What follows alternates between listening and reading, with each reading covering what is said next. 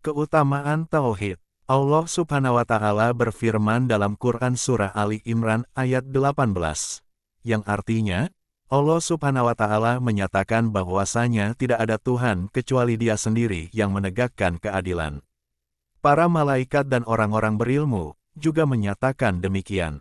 Tidak ada Tuhan kecuali hanya Dia, yang Maha Perkasa lagi Maha Bijaksana. Sesungguhnya agama yang diridhoi di sisi Allah Subhanahu wa Ta'ala hanyalah Islam. Tiada berselisih orang-orang yang telah diberi Alkitab kecuali sesudah datang pengetahuan kepada mereka. Karena kedengkian yang ada di antara mereka, barang siapa yang kafir terhadap ayat-ayat Allah Subhanahu wa Ta'ala, maka sesungguhnya Allah Subhanahu wa Ta'ala sangat cepat hisapnya. Tafsir dari ayat ini, Allah Subhanahu wa Ta'ala menyatakan bahwasanya tidak ada Tuhan kecuali hanya Dia. Dalam ayat ini, Allah Subhanahu wa Ta'ala menjelaskan tentang keesaannya dengan cara mengemukakan dalil-dalil yang menunjukkan akan hal tersebut, serta menurunkan ayat-ayat yang berbicara tentang hal itu. Para malaikat juga menyatakan keesaan Allah Subhanahu wa Ta'ala dengan jalan ikrar, mengakuinya. Juga orang-orang yang berilmu, dengan beriman dan memberikan pembelaan terhadapnya. Pernyataan mereka itu dalam hal kejelasan dan keterbukaannya diumpamakan sebagai kesaksian seorang saksi, yang menegakkan keadilan, dalam hal pembagian rezeki dan hukum, tidak ada Tuhan kecuali hanya Dia.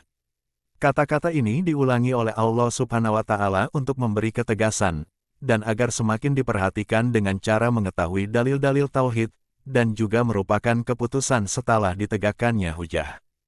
Dan agar bisa menjadi pijakan bagi firman Allah Subhanahu wa Ta'ala. Mengenai keutamaan ayat ini, telah disebutkan dalam salah satu riwayat, bahwa Nabi Muhammad SAW bersabda, yang artinya, orang yang membaca ayat ini akan didatangkan pada hari kiamat. Lalu Allah Subhanahu wa Ta'ala berfirman, sesungguhnya hambaku ini mempunyai suatu janji padaku, dan aku paling patut untuk menunaikan janji. Masukkanlah hambaku ini ke dalam surga. Ayat ini juga merupakan dalil atas keutamaan ilmu usuluddin dan kemuliaan ahlinya. Sesungguhnya agama di sisi Allah Subhanahu wa Ta'ala hanyalah Islam. Ayat ini merupakan kalimat mustanafah yang menguatkan kalimat pertama.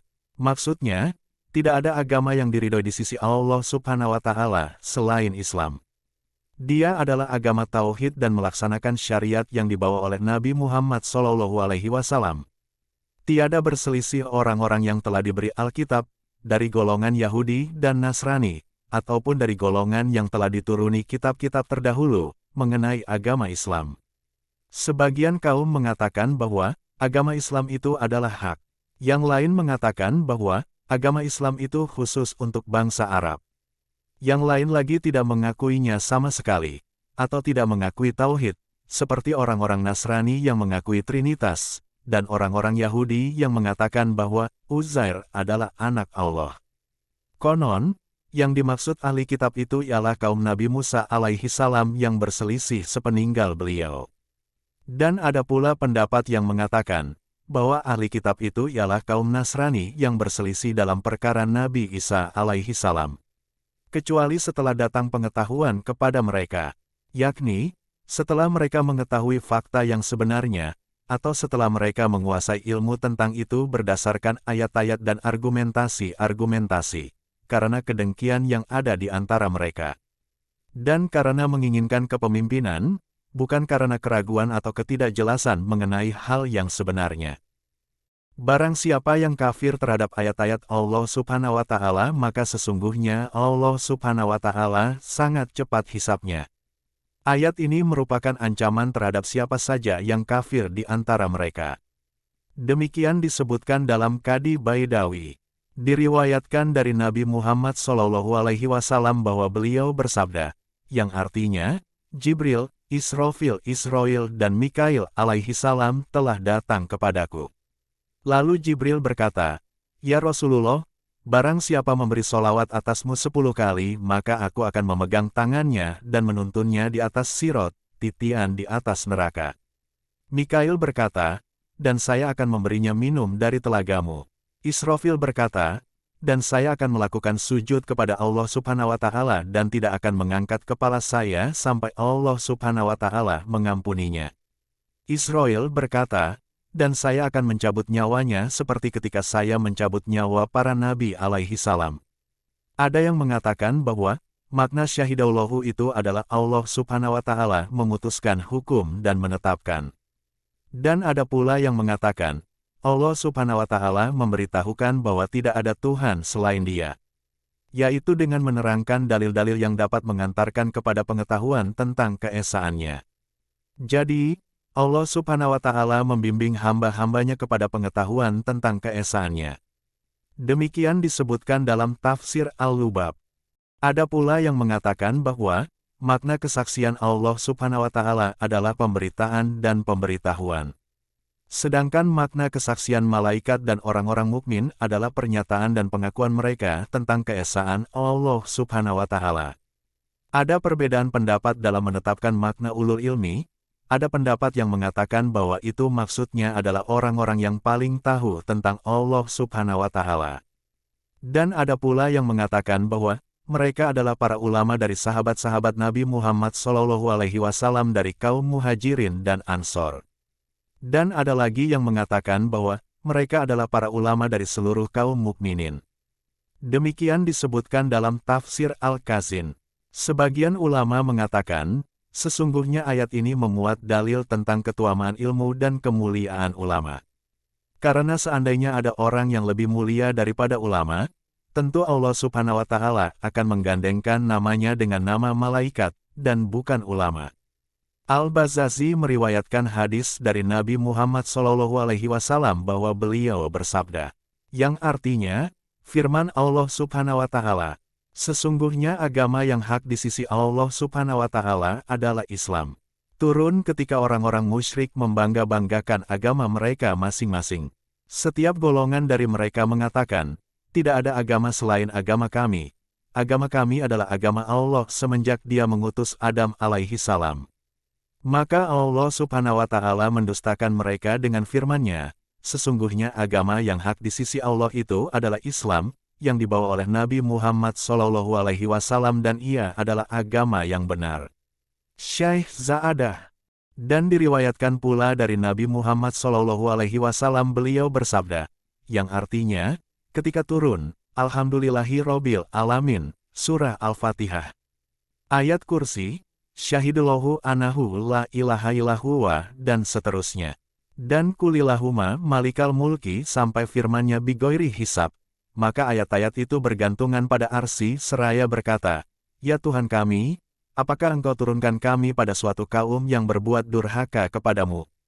Allah Subhanahu wa Ta'ala menjawab, demi keperkasaanku dan keagunganku, tidaklah seseorang hamba membaca kamu semua sehabis tiap-tiap sholat 5 waktu.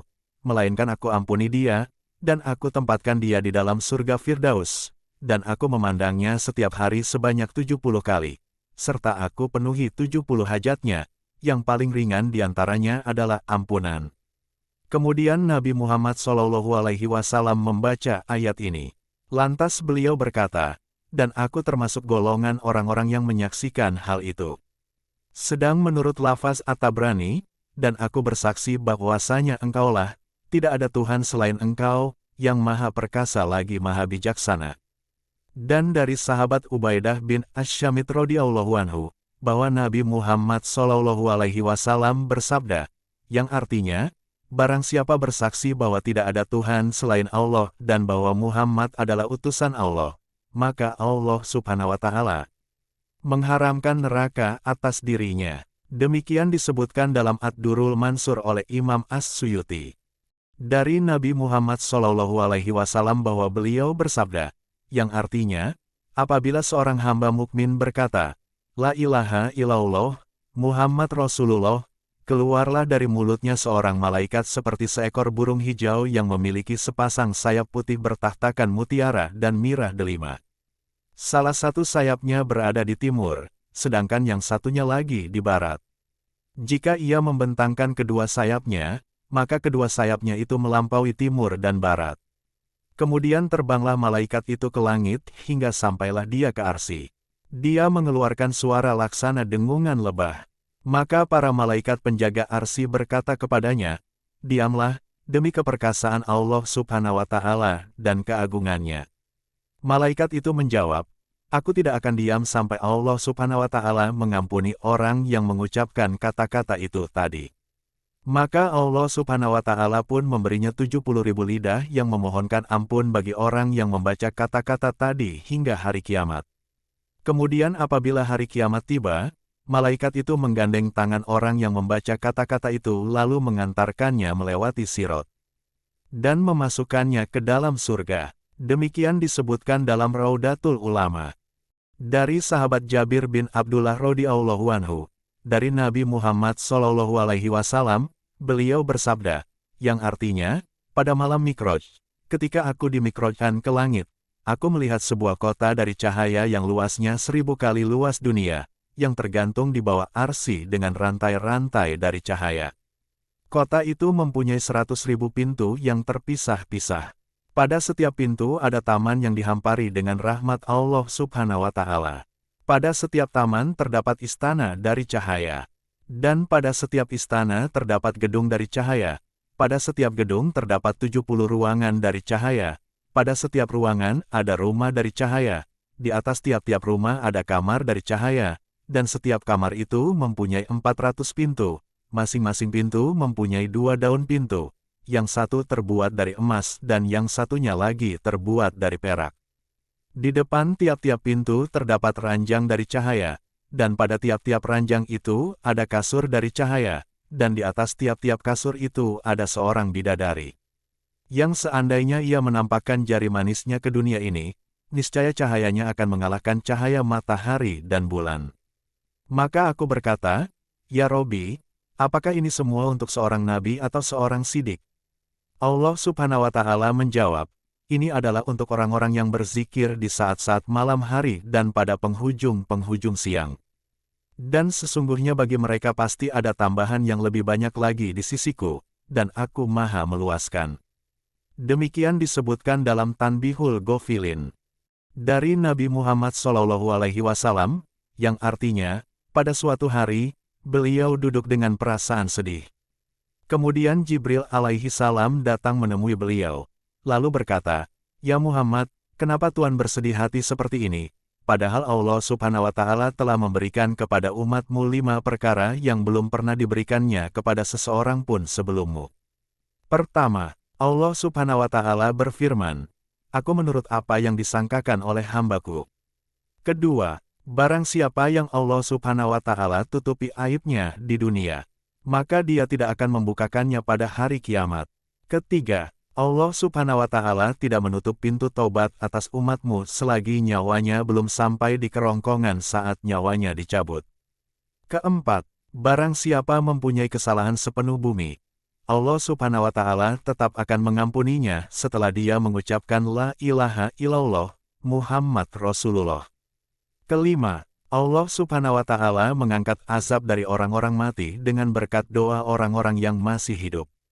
Demikian disebutkan dalam Zahratur Riyad. Ibnu Abbas radhiyallahu anhu berkata, Nabi Muhammad SAW bersabda, Allah Subhanahu wa Ta'ala telah menciptakan ruh 4.000 tahun sebelum dia menciptakan jasad. Dan dia telah menciptakan rezeki 4.000 tahun sebelum ruh.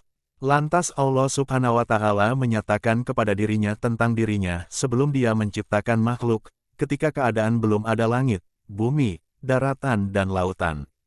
Allah Subhanahu wa Ta'ala berfirman, yang artinya, Allah menyatakan bahwasanya tidak ada Tuhan kecuali hanya Dia yang menegakkan keadilan. Para malaikat dan orang-orang yang berilmu juga menyatakan demikian. Tidak ada Tuhan kecuali hanya Dia, yang maha perkasa lagi maha bijaksana.